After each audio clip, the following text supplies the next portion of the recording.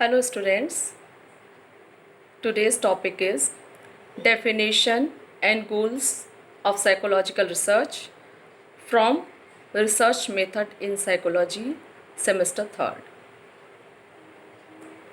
What is the definition of psychological research? Psychological research refers to research that psychologists conduct for systematic study and for analysis of the experience and behaviors of individuals or groups. Their research can have educational, occupational, and clinical applications.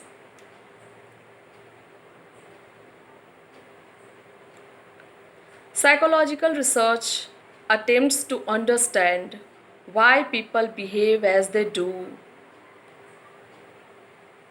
Hindi में अगर मनोवैज्ञानिक शोध को परिभाषित किया जाए तो इसको इस तरह से कह सकते हैं, मनोविज्ञान के भिन्न भिन्न क्षेत्रों में किए गए सभी तरह के रिसर्चेस को मनोविज्ञान शोध कहते हैं। मनोविज्ञान की विभिन्न शाखाओं जैसे experimental psychology, social psychology, educational psychology, personality, clinical psychology आदि विभिन्न क्षेत्रों में किए गए सभी तरह के रिसर्च, चाहे वो एक्सपेरिमेंटल हो या नॉन एक्सपेरिमेंटल हो, वो सभी मनोवैज्ञानिक शोध या साइकोलॉजिकल रिसर्च की श्रेणी में आते हैं। Goals and objectives of psychological research. मनोवैज्ञानिक रिसर्च का लक्ष्य क्या है? मनोवैज्ञानिक रिसर्च के 5 लक्ष्य मुख्य रूप से बताए गए हैं। First, description. It's mean what is happening.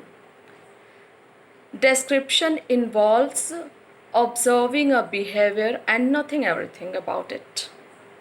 As for example, what is happening, where it happens, to whom it happens, and under what circumstances it happens. It means मनोवैज्ञानिक रिसर्च का पहला उद्देश्य अध्ययन से संबंधित व्यवहार घटना को परिभाषित करना, उसका वर्णन करना और उससे संबंधित विभिन्न पक्षों की पूरी तरह से व्याख्या और उसको स्पष्ट करना होता है। सपोज करिए अगर कोई स्टूडेंट क्लास में प्रॉपर बिहेव नहीं करता या फिर उसका एकेडमिक अचीवमेंट या एकेडमिक रिकॉर्ड अच्छा नहीं होता है, अच्छे ग्रेड्स नहीं लाता है, तो उसके हम पूरे व्यवहार की व्याख्या करते हैं और उसके विविध पक्षों को हम जानने की पूरी तरह से कोशिश करते हैं। तो this is the example of description. किसी भी साइकोलॉजिकल रिसर्च को शुरू करने से पहले पहला स्टेप, पहला पड़ाव डिस्क्रिप्शन होता है। डिस्क्रिप्शन में व्यक्ति के व्यवहार का पूर्ण रूप से विवेचन और व्याख्या की जाती है। सेकंड है explanation. It's mean why is it happening.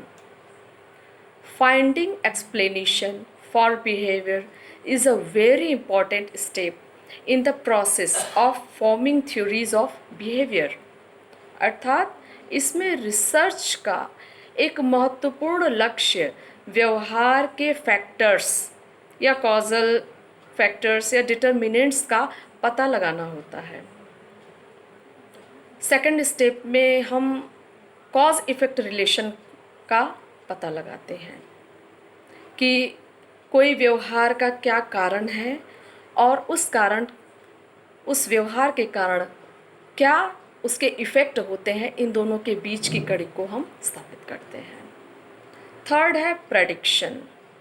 It's mean when will it happen again.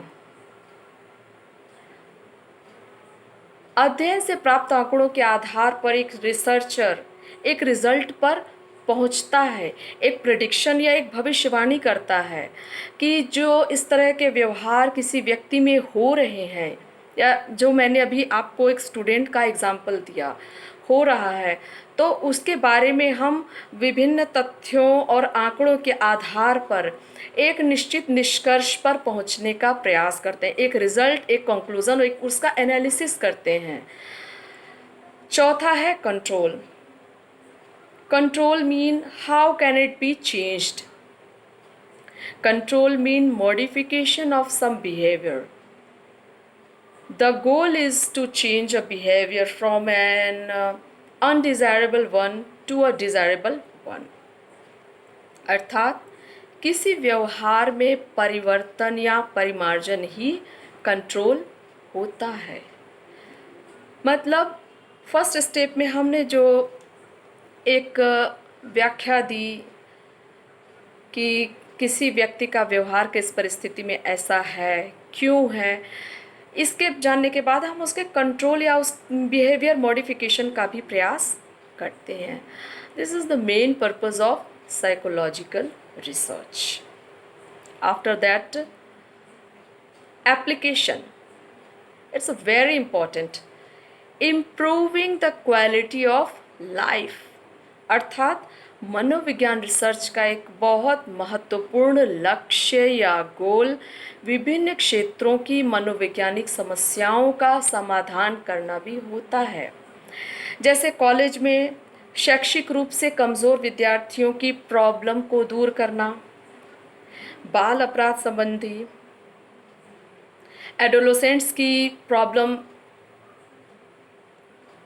या औद्योगिक संगठनों में कर्मचारी और अधिकारी लेवल पर जो एक मनोवैज्ञानिक टकराव होता है, उस स्तर पर उसके बारे में पूरा एक डिटेलिंग जान करके, उसका एक्सप्लेनेशन करके, प्रेडिक्शन कंट्रोल करके हम उसका एक एप्लीकेशन करते हैं। अर्थात उस लेवल में या उनके बीच जो मनोवैज्ञानिक समस्याएं होती हैं उसको एनालिसिस करके उसमें सुधार लाने की कोशिश साइकोलॉजिकल रिसर्च का एक बहुत ही महत्वपूर्ण गोल है। साइकोलॉजिकल रिसर्च में जो 5 गोल हैं, ये स्टेप बाय स्टेप किसी भी रिसर्च की प्रोसेस को पूरी कर। स्टूडेंट्स, एक बार मैं आपको फिर से step by step psychological research के जो गोल्स हैं उनको फिर से डिफाइन कर देती हूँ। फर्स्ट है टू डिस्क्राइब, मतलब किसी भी समस्या या अध्ययन से संबंधित व्यवहार घटना को विस्तृत रूप से वर्णन करना, उसको परिभाषित करना और उसके विभिन्न पक्षों को पूरी तरह से स्पष्ट कर देना, ये एक डिस्क्राइब यानी पहला स्टेप होता है। दूसरा स्टेप है टू एक्सप्लेन। हम किसी भी व्यवहार से संबंधित किसी घटना को एक्सप्लेन करने के लिए हमको सबसे पहले उसकी पूरी डिटेलिंग जाननी ज़रूरी है। इसमें है कि लक्ष्य व्यवहार के निर्धारक या कॉजल फैक्टर्स के बारे में पूरा पता लगा लेना चाहिए। साइकोलॉजिकल रिसर्च का सबसे बड़ा और मुख्य उद्देश्य है कॉज इफेक्ट रिलेशन को स्थापित करना। फिर इसके बाद है टू प्रेडिक्ट। मनोवैज्ञानिक अध्ययन का एक बहुत ही महत्वपूर्ण उद्देश्य है प्रेडिक्शन या भविष्यवाणी करने से तात्पर्य एक पूर्व कथन करना होता है जो किसी घटना, व्यवहार या गोचर या इवेंट और फिनोमिना के कारण की अंडरस्टैंडिंग पर डिपेंड करता है। हालांकि भविष्यवाणी में या प्रेडिक्शन में कुछ एरर्स की संभावना भी रहती है जिसे अध्ययन से प्राप्त या डेटा द्वारा या डेटा कलेक्शन द्वारा सत्यापित वेरीफाई किया जाता है। जैसे अध्ययन से प्राप्त आंकड़ों के आधार पर अगर रिसर्चर इस नतीजे पर पहुंचता है कि अभ्यास के फलस्वरूप सीखने की क्रिया में एक पॉजिटिव ग्रोथ होती है, अर्थात अभ्यास और सीखने की क्रिया में पॉजिटिव और हाई कोरिलेशन पाया जाता है। इस आधार पर जब हम किसी व्यक्ति के नए कौशल के अर्जन में बार बार उसे अभ्यास करते हुए देखते हैं तो ये प्रेडिक्शन कर सकते हैं कि हाँ, उसकी सीखने की प्रक्रिया में धीरे धीरे वृद्धि हो रही है। और हम ये प्रेडिक्ट कर भी सकते हैं कि अभ्यास और सीखना दोनों एक दूसरे से पॉजिटिवली कोरिलेटेड हैं। इस प्रकार प्रेडिक्शन की एक्यूरेसी में इंक्रीमेंट या वृद्धि लाने के उद्देश्य से मनोवैज्ञानिक ऑब्जर्वेशन को बहुत ज़्यादा प्रीफर करते हैं।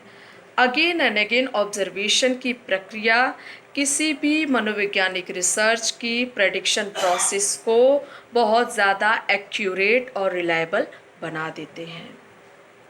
फिर है टू कंट्रोल। कंट्रोल से तात्पर्य किसी व्यवहार घटना में परिवर्तन या मॉडिफिकेशन लाने से है।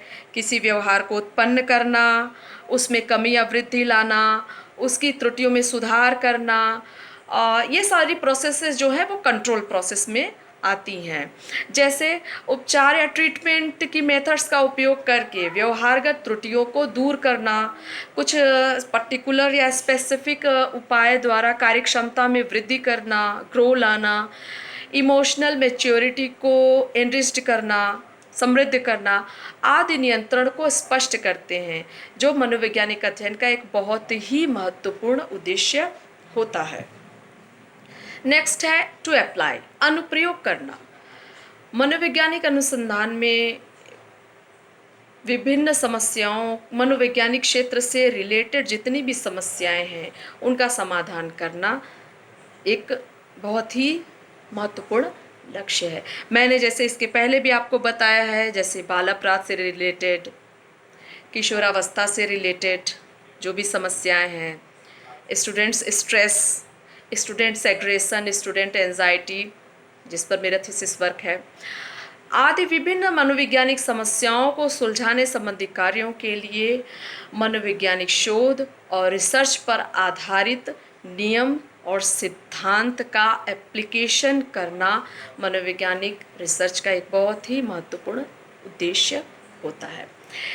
इस तरह से स्पष्ट है कि मनोवैज्ञानिक अध्ययन का उद्देश्य है description, explanation, prediction and controlling and to apply और एप्लीकेशन। साथ ही मनोवैज्ञानिक रिसर्च द्वारा नए सिद्धांतों का विकास भी किया जाता है या नए कॉन्स्ट्रक्ट्स भी निर्मित किए जाते हैं, और इस प्रकार मनोवैज्ञानिक प्रक्रियाओं से संबंधित ज्ञान का लगातार विकास होता रहता है। इसके फलस्वरूप मनोविज्ञान रिसर्च एक प्रोग्रेसिव मोशन में बढ़ता रहता है। कोई भी मनोवैज्ञानिक रिसर्च हम शुरू करते हैं तो उसमें इन 5 स्टेप्स को हम अच्छी तरह से फॉलो करते हैं, तभी हमारी स्टडी एक सिस्टमेटिक स्टडी कहलाती है।